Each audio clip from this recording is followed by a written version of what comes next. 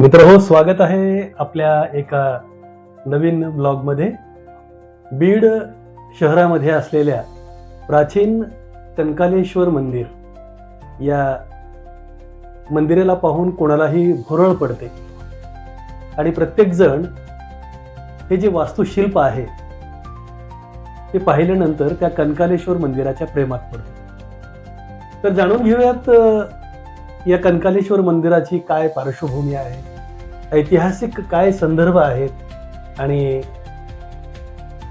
हे मंदिर कधी बांधलं गेलं, त्याची शैली काय आहे, याविषयी इतिहासाचे अभ्यासक सुशीम शेटे यांच्याकडून आपण जाणून घेऊयात.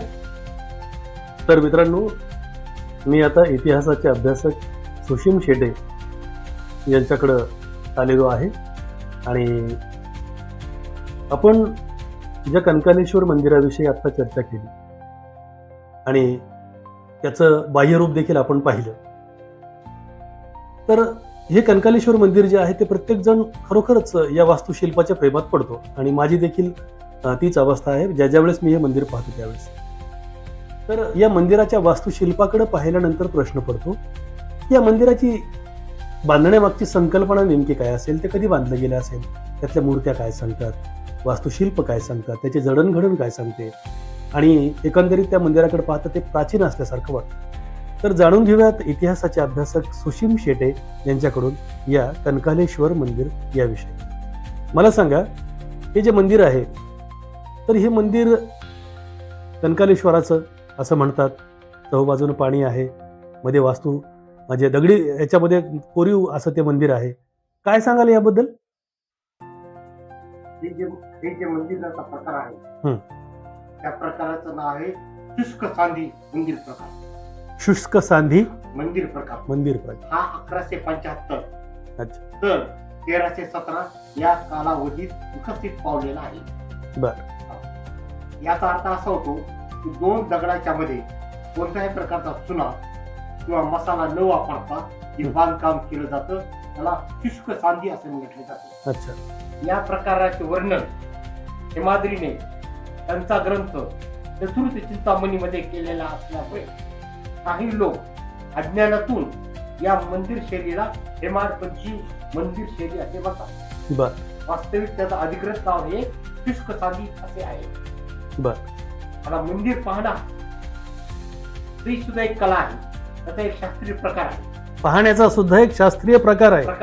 अच्छा. हा, मंदिराची जडणघडण, तर त्या मंदिराची जी जडणघडण झालेली आहे शुष्क सांधी प्रकारानुसार, तर ते मंदिर 1175 ते 1317 या कालावधीत केव्हा बांधले हे सांगता येत नाही. बर. आणि त्या मंदिरावर आज शिलालेख उपलब्ध नाही. बर. आणि तो शिलालेख उपलब्ध नसल्यामुळं ते कोणत्या राजाच्या कालावधीत बांधण्यात आलं त्याचा उल्लेख अधिकृतरित्या सापडत नाही. ही गोष्ट अज्ञात आहे. बरं, याविषयी बऱ्याचशा इतिहासकारांनी आपापली मतं दिलेली आहे, बरोबर आहे. तर त्याच्या वेगळं आणखीन आपण काय आपल्याला सांगायचं? त्या व्यतिरिक्त असं सांगता येईल हे एक तर चालुक्यकालीन असू शकतं किंवा यादवकालीन असू शकतं. अच्छा. एवढं सांगता येतं, पण ते कुणी बांधलं हे सांगता येणार नाही. याबद्दलची निश्चित माहिती देखील उपलब्ध नाही. कारण त्याचा शिलालेख उपलब्ध नाही. तो शिलालेख असेल तर तो आता उपलब्ध नाही, नष्ट झाला असेल. या मंदिरामध्ये ज्या मूर्ती आहेत, म्हणजे बाह्य बाजूनी ज्या मूर्ती आहेत, बहुतांश काय सगळ्याच मूर्ती त्यांची तोडफोड आणि विद्रूप केलेल्या आहेत. याबद्दल काय सांगाल? त्या कोणाच्या आहेत? त्या मूर्ती या सूर सुंदरीच्या आहेत. बर. सूर सुंदरी म्हणजे अप्सरांची. त्यांची नावे पुढील प्रमाणे: डाल मालिका, प्रपूर मंजरी, हंसा, दर्पणा, दुःखसारिका, नपुरपादिका, पत्रलेखिका, मेनका. या मूर्त्यांची ही जी नावं तुम्ही आता सांगितली, कुठल्या ग्रंथामध्ये ही म्हणजे सांगितलेली आहेत? ते सांगतो. लोकप्रवाहाचा पर्यटन विशेषांक निघालेला होता 2016 जुलै 29 जुलै 2016. त्यामध्ये ही माहिती आशुतोष बापट या लेखकाने दिलेली आहे. त्याचा संदर्भ घेऊन आपण हे सांगताय? अच्छा.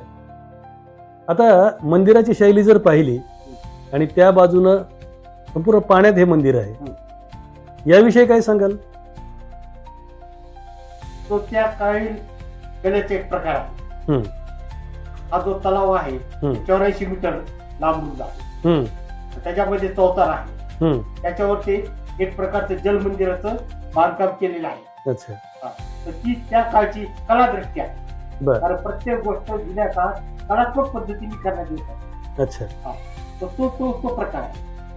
म्हणजे ती एक आर्ट आहे, स्थापत्य कला आहे.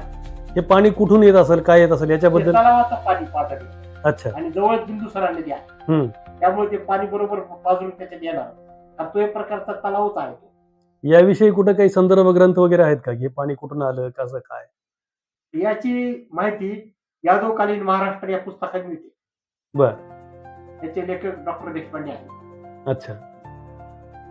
बर. आणखी काय सांगाल या मंदिराविषयी? या मंदिरामध्ये पाहताना एक गोष्ट लक्षात घेतली पाहिजे. मंदिराच्या आतमध्ये गर्भगृहाच्या जी चौकट आहे हम्म. त्याला द्वार शाखा असे म्हणतात. बर. त्या चौकटीच्या वरी एक छोटी चौकट असते हम्म. आणि त्याच्यावर एखादी देवतेची आरती कोरलेली असते. हम्म. आकृती. हम्म. तर त्या आकृतीला ललाट बिंदू असे म्हणतात. ललाट बिंदू. बिंदू असे म्हणतात. हम्म. आणि मुख्य उंबरठा ते द्वार शाखा यामधील जो वरचा भाग आहे हम्म. त्याला चंद्रपालाचे म्हणतात. अच्छा. आणि हे जे स्तंभ आहे ते एक तर चौरस आकारी का अष्टकोनी आहे. हम्म. हे मंदिर बांधण्यामागचा हेतू काय असावा?